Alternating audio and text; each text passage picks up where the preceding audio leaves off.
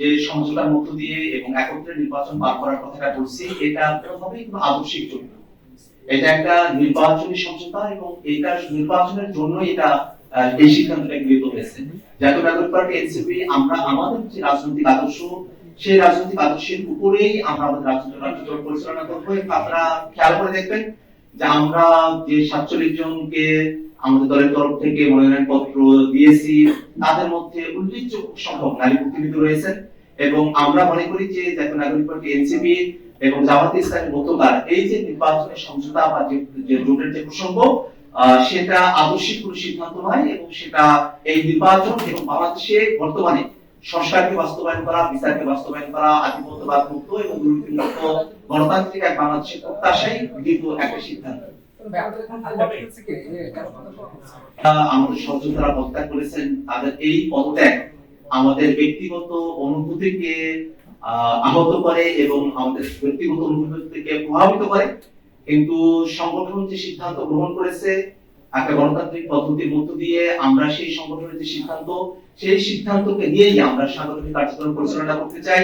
এবং যারা পদত্যাগ করেছেন তারা আমাদের কাছে তাদের পদত্যাগের পত্রটা জমা দিয়েছেন এবং আমরা এখনো পর্যন্ত অফিসিয়ালি সেটা গ্রহণ করি নাই। তাদের সঙ্গে আমাদের আলাপ আলোচনা চলছে এবং আমরা মনে করি যে আমরা একটা সুষ্ঠু সমাধানে আমরা পৌঁছাবো। কিছু কিছু ক্ষেত্রে আমরা পক্ষপাতমূলক আমরা আচরণ দেখেছি।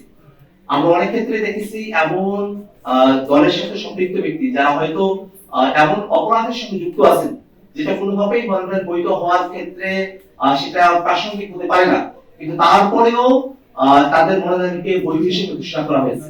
আবার পক্ষান্তরে এমন অভিযোগ যেটা হয়তো এই সবার প্রেক্ষাপটে সেটা কোনোভাবেই গ্রহণযোগ্য কোনো অভিযোগ হতে পারে না, সেই অভিযোগেই অনেক প্রার্থী, অনেক দলের প্রার্থী তাদের মনোনয়নকে অবৈধ ঘোষণা করা হয়েছে। এবং আপনারা এই সময়টাতে খেয়াল করে দেখবেন যে আমরা দীর্ঘ সময় ধরে স্বৈরাচারের যারা দোষর জাতীয় পার্টি এবং অন্যান্য যে দলগুলো আছে তারা যাতে নির্বাচনে অংশগ্রহণ করতে না পারে সে ব্যাপারে আমরা আমাদের দাবি স্থাপন করেছি।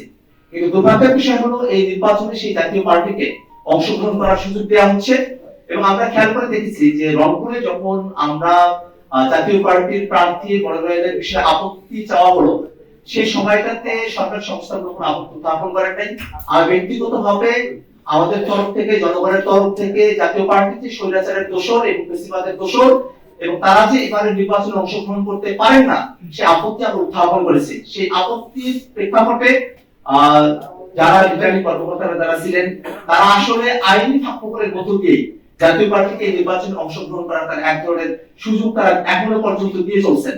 আমরা এখনো পর্যন্ত নির্বাচন কমিশন এবং সরকারের কাছে আমরা আহ্বান জানাই যে জাতীয় পার্টি স্বৈরাচারকে তৈরি করেছে, স্বৈরাচারকে বৈধতা দিয়েছে, যে জাতীয় পার্টির ব্যাকআপে আওয়ামী লীগ বাংলাদেশে হাজারো মানুষকে খুন করতে পেরেছে, গণহত্যার দোষর যে জাতীয় পার্টি, সেই জাতীয় পার্টি যেন কোনোভাবেই এই নির্বাচনে অংশগ্রহণ করতে না পারে। এবং আপনারা খেয়াল করে দেখবেন খুব অদ্ভুত ভাবে এই জাতীয় পার্টির এখন নির্বাচন কমিশনে তাদের তথ্য অনুযায়ী যিনি পার্টির মহাসচিব বা সেক্রেটারি হিসেবে আছেন তিনি এক আলাদা ব্যক্তি চুনু, এবং এখন যিনি সিগনেচার করে দিচ্ছেন তিনি আলাদা ব্যক্তি পাটোয়ারি।